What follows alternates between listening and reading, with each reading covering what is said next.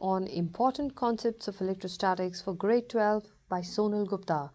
And please remember, there is no substitute for hard work, so never give up.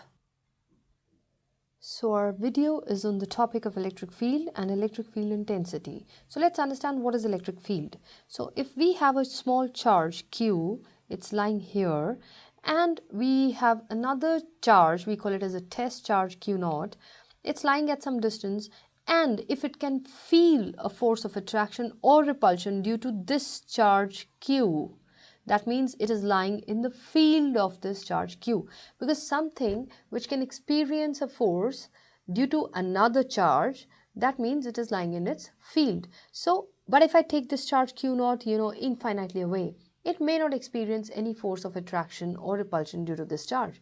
So that means there is a certain region of space around this charge Q, which may extend up to this charge or this space. So within this region, if I place the charge Q0, it is going to experience a force definitely due to the charge Q. So if they are similar charges, Q0 will experience a force of repulsion, and if they are opposite charges, it's going to feel a force of attraction, but only within a certain range around this charge Q.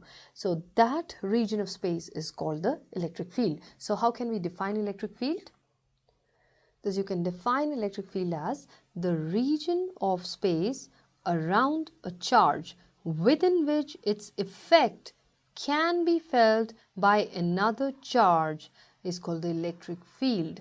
That means the other charge placed in a certain region around charge Q must experience a force of attraction or repulsion.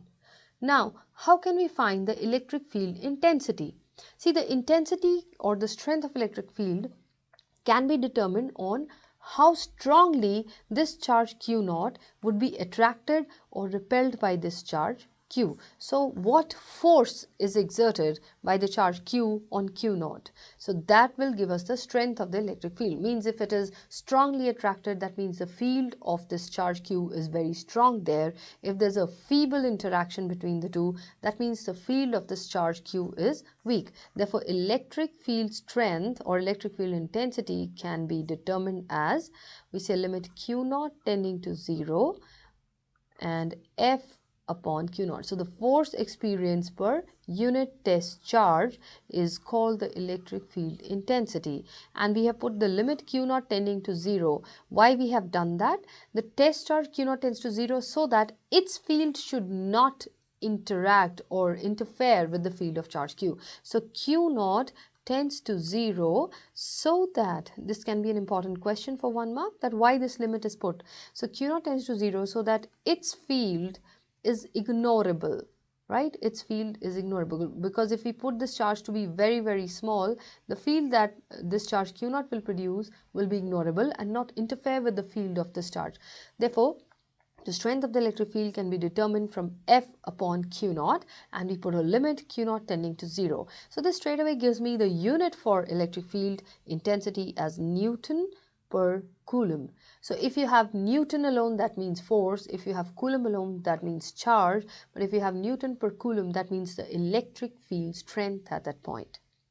I hope you understood the concept of electric field and electric field intensity. If you find this video helpful, please like us, subscribe us, and follow us on Instagram and Facebook at PCMINR.com. Thank you for watching.